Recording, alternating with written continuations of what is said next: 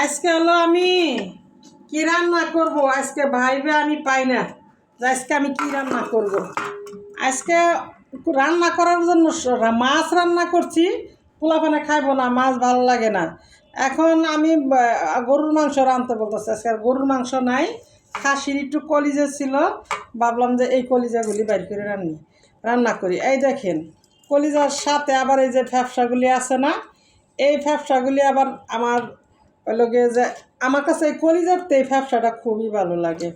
দেখেন এই যে আমি কি করব, এই যে এগুলা আলাদা করব, এইটা আলাদা করব, এইটা আলাদা করব, আর এই কলিজাটা আলাদা করব। করে এই কলিজাগুলি আমি আলাদা বোনা করব। আর এই যে ফ্যাপসা দেখতেছেন আর এই যে গলাটা, এগুলো মনে করেন যে আলাদা করে রান্না করব।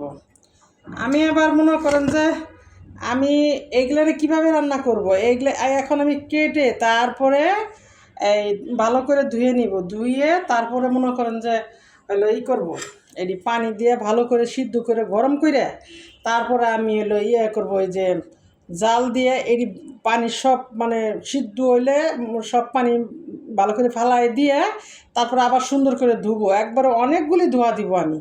ধুয়ে তারপরে মশলা ভালো করে কষায়ে তারপরে আমি রান্না করব। না হলে কী হয় জানেন, এই যে কলিজার যে একটা গন্ধ আছে, এই গন্ধটার জন্য খাওয়া যায় না, ভালো লাগে না। আমি ওরকম করে রাঁধলে খাইতে পারি না, আমিও পারি না, পোলাপানও পারে না, বাপেও পারে না। তো আমি এরকম করে রান্না করি। এখন দেন এডি তো করবো, এখন এডি কাটতেছি, কত রাত হয়ে গেছে গা। আবার এই মরিচগুলি কী হয়েছে, মরিচগুলি আমি সুন্দর করে ধুয়ে বুড়ায় রাখছি।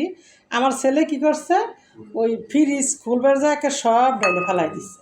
এই মরিচ তুলতে যায় কি করলাম আমি, মরিচের সাথে একটা তেলাপোকা এসে পড়ছে।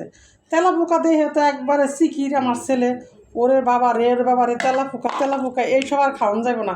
আমি তো ব্যাক করলে গেছি দেখে,